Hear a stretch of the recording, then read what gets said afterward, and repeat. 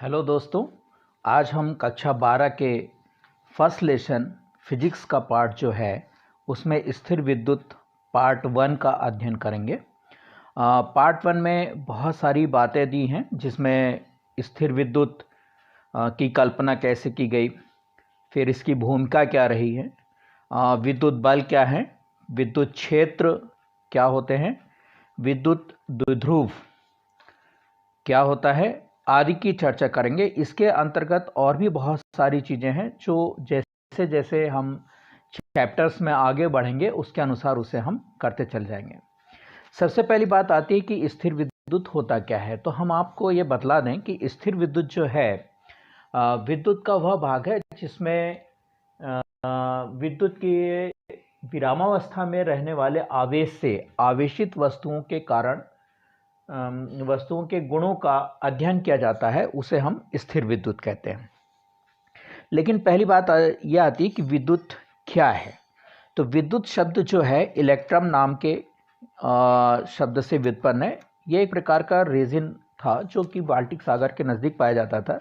जब इसे किसी दूसरे पदार्थ के साथ रगड़ा गया तो इसके ऊपरी सतह पर घर्षण के कारण कुछ गुण ऐसे उत्पन्न हुए जो समान प्रकार के आवेशों को, समान प्रकार के चीज़ों को आकर्षित करते थे और दूसरे प्रकार की चीज़ों को, वस्तुओं को प्रतिकर्षित करते थे। जैसे हम एवोनाइट की छड़ ले लें, फलालेन ले लें, इनको आपस में रगड़ें तो इनमें विपरीत प्रकार के आवेश उत्पन्न हो जाते थे। अब बात आती कि हम जो बात कर रहे हैं कि आवेश क्या है। तो आवेश के लिए एक बड़ी अच्छी सी चीज़ है, अगर आप इसको समझें कि जैसे 11th तक आप सब पढ़ चुके हैं कि आवेश जो है इलेक्ट्रॉन और प्रोटॉन के कारण ही उत्पन्न होते हैं या इनके प्रकृति का पता लगाया जाता है। इस बारे में और आगे थोड़ा चर्चा करेंगे। पहले हम ये देख लें कि विद्युत उत्पन्न कैसे होती है। विद्युत या तो प्राकृतिक जनित होती है या नेचुरल इलेक्ट्रिसिटी होती है, या जिसे उसे हम भौतिक रूप से या प्रायोगिक रूप से उत्पादित करते हैं, जैसे जलप्रपात के द्वारा, कोयले के द्वारा, परमाणु बिजली के द्वारा विद्युत का उत्पादन किया जाता है। तो ये जो परमाणु विद्युत है या आपके जल विद्युत है या कोयले के द्वारा विद्युत का उत्पादन है, इनका उपयोग हम विद्युत उत्पादन में करते हैं। आइए नेक्स्ट पार्ट में इसमें चलते हैं। अब हम आवेश के बारे में, आपसे कहा था मैंने कि मैं आपसे जो है आवेश के बारे में चर्चा करूंगा। तो आवेश के बारे में यदि मैं आपसे चर्चा करूं तो इसको समझने के लिए आपको ये मालूम है कि बेसिक जो मूल तत्व होते हैं, मूल कण होते हैं, वो होते हैं इलेक्ट्रॉन, प्रोटॉन और न्यूट्रॉन। किसी भी पदार्थ में, एक अगर यहाँ पे पदार्थ ले लिया जाए तो किसी भी पदार्थ में इलेक्ट्रॉनों की संख्या प्रोटॉनों की संख्या के बराबर होती है। और इलेक्ट्रॉन जब ऊपरी सतह पर घर्षण के कारण या किसी अन्य प्रक्रिया के कारण सतह के ऊपर आ जाते हैं तो वो आवेश को प्रदर्शित करते हैं। एक उदाहरण के तौर पे लिया है मैंने यहाँ पर सोडियम और क्लोरीन। सोडियम का यदि हम इलेक्ट्रॉनिक विन्यास देखें तो इसका 281 है और क्लोरीन का जो है 287 है। अब यदि आपस में ये क्रिया करें या इनमें घर्षण उत्पन्न हो या किसी प्रकार की रासायनिक क्रिया हो तो आप देखेंगे कि सोडियम का एक इलेक्ट्रॉन क्लोरीन में चला जाता है। तो इसकी इलेक्ट्रॉन संरचना हो जाती है 288 और इसकी हो जाती है 28। अब आपने देखा एक इलेक्ट्रॉन गया तो ये क्या हो जाएगा, धन आवेशित हो जाएगा। तो एक कल्पना हमने यहाँ से इलेक्ट्रॉनिक विन्यास के आधार पर ली। यहाँ पे क्लोरीन चला गया तो क्लोरीन में पर एक इलेक्ट्रॉन चला गया, मतलब ये ऋण आवेशित हो गया। इस प्रकार से हमने क्या है आवेश के धनावेश और ऋण आवेश होने की कल्पना की थी। अब इसमें एक बहुत ही इम्पॉर्टेंट चीज़ आती है, परिभाषा जो स्टार्ट होती है, कभी कभी एग्ज़ाम में भी पूछा जाता है और पूछा गया है कि क्वांटीकरण या आवेशों का क्वांटीकरण क्या होता है, ये क्वांटीकरण सिद्धांत क्या है। 1 या 2 नंबर का ये प्रश्न पूछा जाता है बच्चों। तो वो यह कहता है कि यदि Q हमने यहाँ पर क्वांटाइजेशन के फर्स्ट पार्ट से हम ले लें, या क्वार्क जिसकी हम बाद में बात करेंगे, उसका फर्स्ट लेटर की बात करें तो Q = ±NE, मतलब किसी भी पदार्थ में उपस्थित इलेक्ट्रॉनों की संख्या का पूर्ण गुणज। फिर से रिपीट कर रहा हूँ, किसी भी पदार्थ में उपस्थित इलेक्ट्रॉनों की पूर्ण संख्या का पूर्ण गुणज आवेश के तुल्य होता है, आवेश के बराबर होता है। यहाँ पर E जो है इलेक्ट्रॉन पर आवेश की मात्रा को गणना करता है, N पूर्णांक संख्या जैसे 1, 2, 3 इस तरीके की संख्याओं को यह प्रदर्शित करता है। यह पूर्ण गुणज होती हैं। पहले ये माना जाता रहा है कि इलेक्ट्रॉनों को या जो आवेश को तोड़ा नहीं जा सकता, या पार्ट में या छोटे छोटे भागों के रूप में नहीं हो सकता, लेकिन अब यह मान्यता बदल गई है। इसके बारे में अभी हम आपसे चर्चा करेंगे। तो E का जो मान है वह है 1.6 × 10⁻19 कूलॉम। ये E की वैल्यू, इसे हमेशा आपको याद रखना पड़ेगा। अर्थात Q = प्लस माइनस यानी। अब इसको परिभाषित किया जाए तो परिभाषित कैसे करेंगे, कहता है किसी भी पदार्थ के ऊपर उपस्थित इलेक्ट्रॉनों की संख्या का पूर्ण गुणज आवेश कहलाता है। N = ±1, ±2, ±3 इस तरह की संख्या हो सकती है। अगर अब आप देखें इसमें, तो इसमें देखने पर मैंने आपसे कहा था ना कि एक शब्द मैं क्वार्क का उपयोग करूंगा। तो क्या कहता है कि आवेश क्या इस रूप में नहीं हो सकता, Q/3 के रूप में या Q/2 के रूप में, क्या इसके पार्ट नहीं हो सकते, आवेशों के हो सकते हैं। इसके लिए हमें नाभिक के अंदर उपस्थित कणों की संरचना के बारे में थोड़ा सा जानना पड़ेगा। तो हम आपको बता दें कि क्वार्क कितने प्रकार के होते हैं। जनरली जो हम अध्ययन करते हैं तो उनमें up quark, down quark, strange quark, top quark, bottom quark, charm quark होते हैं। और इनमें जो आवेश होता है 2e/3, -e/3, -e/3 तथा +2e/3 इस प्रकार के आवेशों इस पर रहते हैं। ये बहुत आगे की चीज़ें हैं, क्वांटाइजेशन या जिसे हम कहें क्वांटम थ्योरी के आधार पर इन्हें निकाला गया है। लेकिन हम यहाँ पर हम समझने के लिए छोटी छोटी चीज़ें ले रहे हैं, उतने डीप में नहीं जा रहे हैं। तो कहता है प्रोटॉन का जो संगठन होता है, जो हमारा घन आवेश है, उसमें UUD संगठन होता है। UUD संगठन का मतलब ये होता है कि यदि हम U अप क्वार्क के रूप में लिया, फिर एक अप क्वार्क लिया और एक डाउन क्वार्क लिया, तो इसके ऊपर जो आवेश है 2e/3 + 2e/3, ये U की वैल्यू थी। ये आपकी डाउन की वैल्यू है। तो 2e/3 + 2e/3 -e/3 इन सबको यदि हल करेंगे आप, तो हल करने पर लघुत्तम लिए आपने आया कितना 3, 2e + 2e - e। इसको सॉल्व किया, सॉल्व करने पर आपने कहा 3 से 3 कट गया, e बचा, मतलब कि प्रोटॉन बचा। इसके ऊपर धन आवेश। न्यूट्रॉन के इस प्रकार से UDD 2e/3 -e/3 -e/3। जब आपने इन्हें देखा तो इसकी वैल्यू कितनी हो गई, 0 हो गई। अब इसके आवेशों के कुछ हम गुण देखते हैं। आवेशों के कुछ गुण हैं। तो पहला गुण तो इसमें यह प्रदर्शित करता है कि आवेश जो होता है एडिटिव ऑफ चार्ज के गुण को प्रदर्शित करता है, अर्थात आवेशों की योज्यता को प्रदर्शित करता है। कहता है यदि किसी भी वस्तु पे +Q, -4Q, +7Q चार्ज हैं, तो ये +Q, 4Q, +-4Q चार्जेस जो जितने भी हैं, +Q, -4Q, +7Q, ये सभी चार्जेस को यदि जोड़ दिया जाए, इनका बीजगणितीय योग निकाला जाए, तो आप देखेंगे यहाँ पे +Q, -4Q, इसको मैं प्लस लिख देता हूँ, +7Q, इन सबको जोड़ने पर कितना आया, 4Q आया।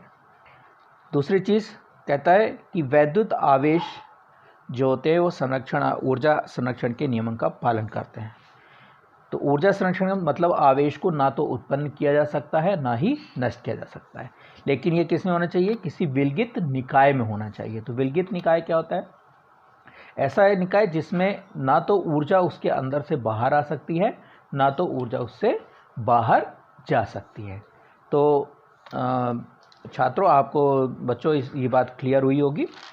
अब इसमें एक थोड़ा सा और आगे बढ़ें, एक बात को और थोड़ा सा मैं आगे यहाँ पर बढ़ा रहा हूँ। आवेश पर वेग का कोई प्रभाव नहीं पड़ता है। दूसरी चीज़, वैद्युत मतलब आवेश यदि गतिमान होगा तो उसके मान पर कोई प्रभाव नहीं पड़ेगा। फिर वैद्युत आवेश की अचरता, कहता है वस्तु में उपस्थित आवेश यदि गतिमान हो और ऑब्जर्वर गतिमान हो तो भी उसके कोई अंतर नहीं पड़ेगा। Q विराम गति और Q यदि गति पर है, मतलब Q यदि विराम अवस्था में है और Q गति अवस्था में, तो इसके मान के ऊपर कोई भी अंतर नहीं पड़ेगा। इसी आवेश को लेकर एक बहुत ही इम्पोर्टेंट प्रश्न पूछा जाता है कि छात्रों कि कूलाम का नियम क्या है। तो कूलाम के नियम को अगर हम दर्शाएं, कहता है यदि दो आवेश के बारे में हम जान चुके हैं, कहता है यदि दो आवेश Q1 और Q2 एक दूसरे से r दूरी पर स्थित हों और उनके बीच लगने वाला बल यदि F हो, तो F जो होगा इन दोनों आवेशों के गुणनफल का सीधा समानुपाती होगा। इसको देखिए, मैंने इक्वेशन नंबर 1 दे दिया है। दूसरा, F समानुपाती होगा उनके बीच की दूरी के वर्ग के व्युत्क्रमानुपाती होगा। इसे हमने इक्वेशन नंबर 2 दे दिया है। इन दोनों इक्वेशन को यदि हम मिला दें तो मिलाने पर हमें क्या प्राप्त हुआ, समीकरण 1 व 2 को हमने मिलाया, मिलाने पर प्राप्त हुआ F समानुपाती Q1 into Q2 upon r²। निश्चित है, जब यहाँ से समानुपात का चिन्ह हटेगा तो समानुपात का चिन्ह हटाने पर यहाँ पर हमने एक नियतांक लगाया। ये हमारे माध्यम की विद्युतशीलता है ना। तो एप्सिलॉन 0 जिसे हम बोलते हैं, तो F equal to 1/4 epsilon 0 K Q1 Q2 upon r²। अब यहाँ पर देखें, हमने आपको बताया कि एप्सिलॉन जो होता है विद्युतशीलता कहलाती है। अब विद्युत बात यह आती है कि विद्युतशीलता होती क्या है। कहता है विद्युतशीलता किसी भी पदार्थ में विद्युत धारण करने की क्षमता कहलाती है। इस बात को विशेष नोट कर लें। मैं फिर से रिपीट कर रहा हूँ कि विद्युतशीलता जो है किसी भी पदार्थ में विद्युत धारण करने की क्षमता को हम विद्युतशीलता बोलते हैं। 1/4 एप्सिलॉन 0 K की value 9 × 10⁹ newton metre square upon coulomb square है। यहाँ पर न्यूटन जो है बल का मात्रक है, मीटर दूरी का मात्रक है, कूलाम आवेश का मात्रक है। क्योंकि अपने इक्वेशन में यदि आप देखेंगे तो वापस मैं यदि आपको लेके जाऊँ यहाँ पर, तो यहाँ पर देखें कि आपके पास आया Q1 Q2 अपॉन r² है ना। तो 1/4 एप्सिलॉन 0 K की ये वैल्यूज़ है। अब कैसे ये वैल्यूज़ आई इसके बारे में हम थोड़ा बाद में चर्चा करेंगे आपसे। एप्सिलॉन क्या है, ये जो रिलेशन मैंने बताया आपको समझने के लिए, यहाँ पर मैंने एप्सिलॉन 0 K लिखा हुआ था। एप्सिलॉन निर्वात की विद्युतशीलता कहलाती है, मतलब निर्वात में विद्युत धारण करने की क्षमता कितनी है। एप्सिलॉन 0 क्या, माध्यम की विद्युतशीलता कहलाती है। किसी भी माध्यम में, किसी भी प्रकार का माध्यम में, जल वह ठोस हो, तरल हो या गैस हो, उसमें विद्युतशीलता का गुण, उसमें विद्युत धारण क्षमता कितनी होगी वह उसकी विद्युतशीलता होगी। अतः F equal to 1/4 epsilon 0 K Q1 Q2 upon r² newton, क्योंकि F जो बल का मात्रक होता है न्यूटन होता है, और ये चीज़ हम पहले 11वीं की क्लासों में पढ़ चुके हैं। अब यदि इसको परिभाषित किया जाए तो परिभाषित करने के लिए हम क्या लिखेंगे, कहता है यदि दो आवेश, ये कूलाम का नियम मैं लिख रहा हूँ, यदि दो आवेश एक दूसरे से कुछ दूरी पर रखे हों तो इनके मध्य, मतलब आवेशों के मध्य, इनके मतलब क्या होगा, आवेशों के मध्य लगने वाला आकर्षण या प्रतिकर्षण कब होगा, यदि समान आवेश हैं तो प्रतिकर्षण होगा, और यदि विपरीत प्रकार के आवेश हैं जैसे धन और ऋण हैं तो इनमें आकर्षण होगा। लगने वाला आकर्षण या प्रतिकर्षण बल का मान इन आवेशों के गुणनफल का सीधा समानुपाती एवं इनके बीच की दूरी